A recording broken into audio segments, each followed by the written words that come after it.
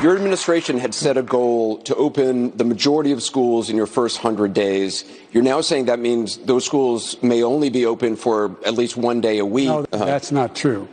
It was a mistake in the communication. But what I'm talking about is I said opening the majority of schools in K through 8th grade. I think many of them 5 days a week. The goal will be 5 days a week. President Joe Biden there directly contradicting his own press secretary, Jen Psaki, last night on his administration's plans to reopen schools. He says the goal is to have the majority of K through 8 schools open 5 days a week by May. By the way, wouldn't that be the end of the school year? But many big teachers' unions are pushing back against the return to school unless a long list of demands are met. Dr. Nicole Saphier joins me now, Fox News medical contributor. This sort of boils it all down. I want to show you just one headline real quick, Doctor. A Wall Street Journal headline op-ed said, school reopening pits parents against teachers. Is there a word beyond frustrating? Dr. Saphier, what's the science that they need to follow? Well, Harris, about 40% of U.S. households actually have school-age children. So this is personal for a lot of Americans. And I have been for about a year now getting in front of this camera and saying to people, we have to follow the science. And a year ago, that was pretty hard to say when we really didn't have science.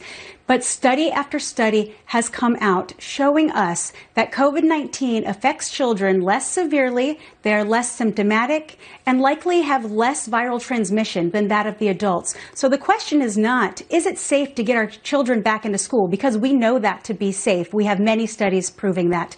The question is it safe for the teachers and the school workers to get back? Well, a big study that came out looking at about 90,000 children in the United States showed that there were only 32 cases of in-school transmission of the virus. And guess what, Harris?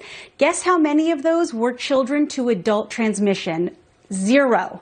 They were adult to adult transmission, child to child, or adult to child. The truth is, just like when you look at restaurants and other places of business, the transmission is occurring in the staff because they get comfortable in their break rooms when they take off their masks. So many of the studies show with mask wearing and physical distancing, it is absolutely safe to get children and their teachers and workers back to school. Now, Harris, the average teacher age in the United States is 42.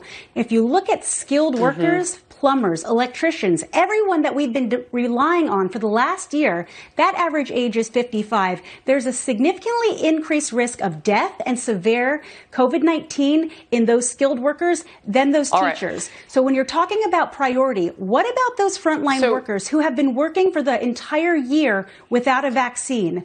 It's not about who goes in front of who. Everybody should be getting a vaccine. Yeah. But at the end of the day, all right, I got to slow you down just a little bit because I don't want to lose you. Because the science does not Dr. Saphier, I want to get to this because it's important, and it has to do with vaccinations. So please forgive me for cutting in.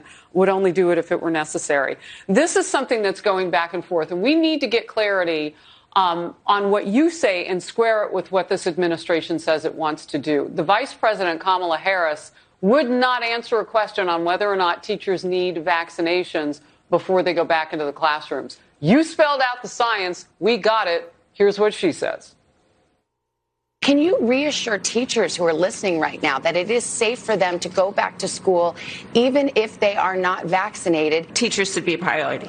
Teachers should be a priority. But if they're not vaccinated, is it safe for them? This is why, and it's so important, we passed the American Rescue Plan. I don't want to beat it to death, but I know there are teachers listening, and the CDC has said they don't have to be vaccinated to go back to school. Of we think course they should it's be a priority. We think they should be a priority.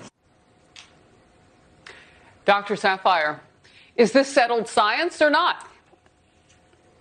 Of course, it's nothing settled science when it comes to COVID-19. But the truth is, Harris, the science does show that it is safe to go back to school without a vaccine. I'm not saying teachers should not be prioritized because they are essential workers. They are frontline workers tasked with our future generations. But like every other frontline worker for the last year, we have all continued to work without a vaccine. They can also keep themselves safe without a vaccine and get the vaccine when it becomes readily available to them. But that should not be stopping them from getting getting back to work, because that is a slap in the face from all the other frontline workers, the grocery store workers, the bus drivers, everyone else who has continued to work without a vaccine. Excellent points. And I wrote down what you said. 40% of U.S. households have school-aged children in them. This is a critical issue. I want to turn now